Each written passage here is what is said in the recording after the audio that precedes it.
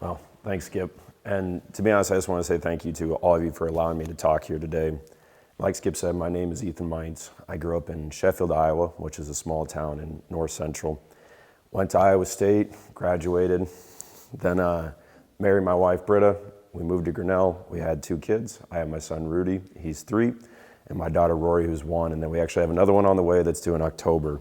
So really, really excited about that. But when Skip first asked me if I would share my testimony today, I started thinking about what I want to say and what my story looks like and just kind of how I've gotten to this point. And what kept coming back to mind for me was the people who have helped me get to where I'm at now. And as I started thinking more and more about that, it really came like, this is what I want to talk about today. So as men of faith, we're all called to lead. And I think we can get so focused on leading that we really forget to remember the people who have helped us get to the point that we're at right now. And when we think about this, I think it's easy for us to also say, like, well, I'm not a leader at this moment. God doesn't have me in that spot. God doesn't have me here. But we're all called to lead people to Christ. And as we do this, we are called to lead, whether we feel like we're in that role or we feel like we want to step into it, we are. Today, I want to talk about the individuals who helped me along with my journey. And I hope that as I'm talking about them with you, you're able to remember people that have been in your life that have helped you get to the point where you're at here as well. And each of these people, as I started thinking about them and just what they represent in my life, it came to me that each one of them kind of represents a different skill that you see really quality leaders have. So the first person, and I learned to start with this a while ago, is you should always start with your wife. And my wife Britta, she's motivation. And I'll be 100% honest, when I was growing up, my faith was not mine. It was my parents' faith. We went to church on Sundays. We were in Sunday school, but I was the perfect example of the Sunday school kid. You know, I mean, church, Jesus, Bible. And that was one of the 3 answers if you just could get it figured out. Like, that was where my faith was. And when I was going to Iowa State, I'll be honest, like, there was active thoughts. I remember thinking this, like, well, I don't know if I'm going to find a church. I don't know if this is something that I'm going to have in my life when I go to college, or maybe I'll just kind of see where it takes me. I'll just kind of see where it goes. And I'm really lucky that my wife, Britta, her brother had gone to Iowa State before us. And he'd been in a church group that was called the Salt Company. And she wanted me to go there. And she motivated me because she told me that if I didn't, she was going to break up with me. So I was motivated to go. Now, when I went, I met my best friends in life. I mean, guys that it's honestly insulting to call them my friends because those guys are my brothers, right? I mean, every single one of those dudes was standing up at my wedding and I stood up at their wedding, and I talk to those guys all the time. I never would have had those relationships without her. But even more than those relationships, that is where I learned what I believe and why I believe it. Because before that, it was my parents. And before that, I did it because that was what I was supposed to do, and that's just what I was raised to do. Now, after college and after going through that experience, I knew why I believe what I do.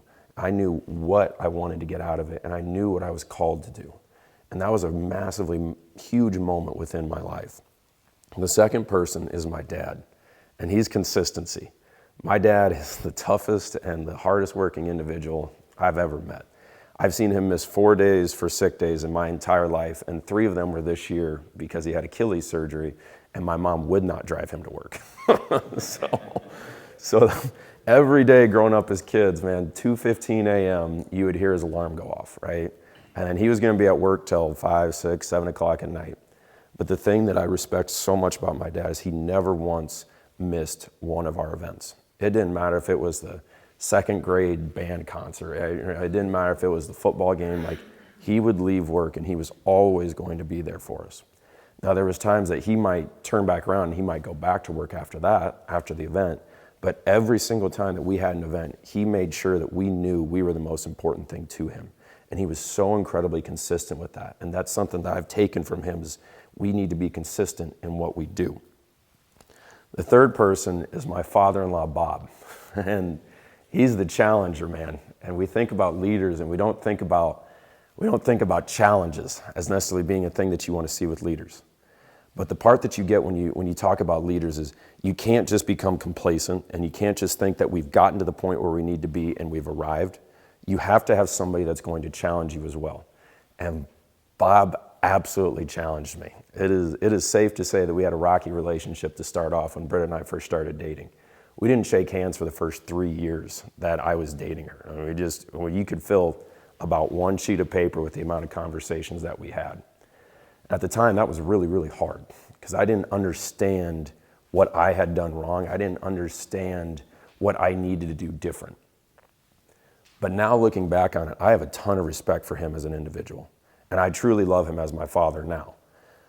But he challenged me. He knew what he wanted to see in a son-in-law. He knew the type of man that he wanted to see his daughter be with, right? And he knew what he wanted her to have in a husband. And he challenged me to meet that standard.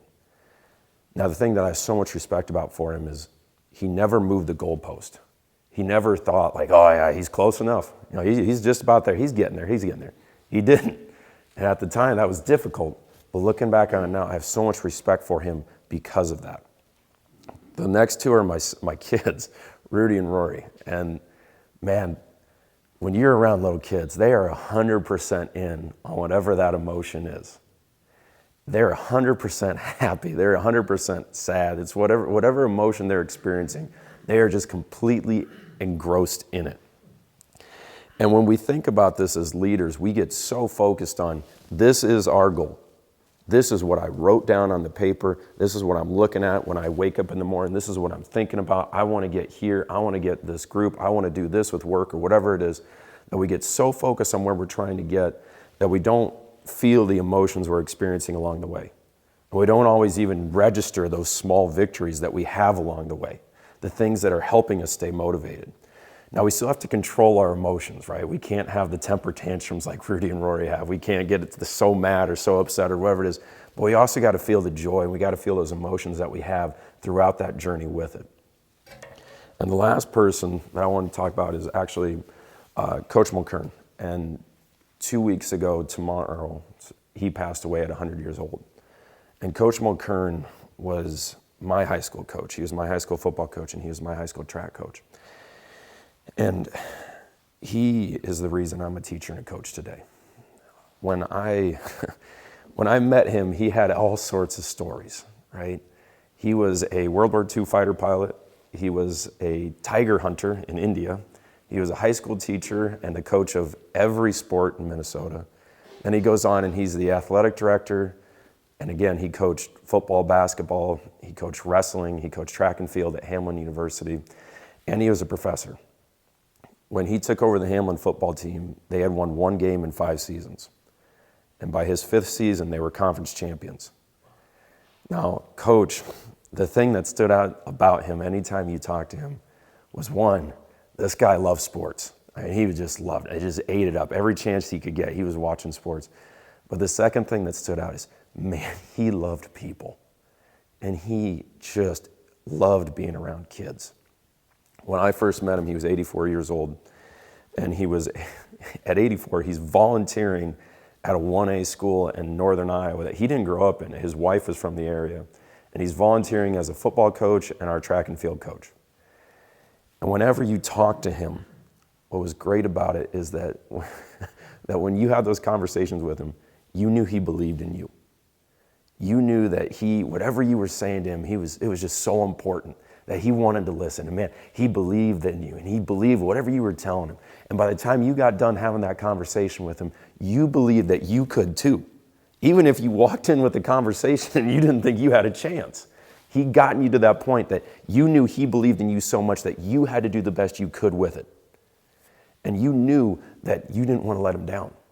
And even when I came here to Grinnell and I'm talking to him, I would still call him, about like our high school teams and things that I was going through with as a young coach and a teacher. And man, like there's some moments where I didn't feel like I was necessarily doing what I should be. I didn't know if I was doing it the right way. And every time I hung up that phone after I talked to him, I felt like we just won the Super Bowl. I felt like we were going that places. I felt like we were doing things right. And he was just such a mentor to me in that way. And I don't want anyone thinking that as I'm standing up here, I'm claiming to be perfect. And I'm not in any way. I fall short every single time. I've made mistakes, hundreds of mistakes, and I got millions more to go. But we all know that we're not perfect. And that's why we're here now. Because every single one of us in this room knows that we can't do it on our own and that we need Jesus and that we're going to need God, and they got to cover up our faults and they got to make us whole, because there's no way on our own that we're ever going to be able to do that. Now, the greatest leader to ever live was Jesus. And we need to realize as leaders what he is calling us to do. And these positions where he's put us in, where we are today, is exactly where he wants us to be. He's put us here because he's got a job for us to do, and he's calling on us to do those jobs. And it's on us as those individuals to answer that call. And hopefully, we get the opportunity that someday when somebody else looks back on their life, they say, that person had that effect on me. Just like these individuals I've talked about in my speech are having an impact or have had an impact on my life, we all have those opportunities as well. You are all great individuals and you all do great things for this community, and I'm so happy that I get to be a part of it with you. I just want to say thank you for all that you do within our community, all you're doing to help lead people and all you're doing to help spread the good word. So God bless you guys. Thank you very much and appreciate you listening to me.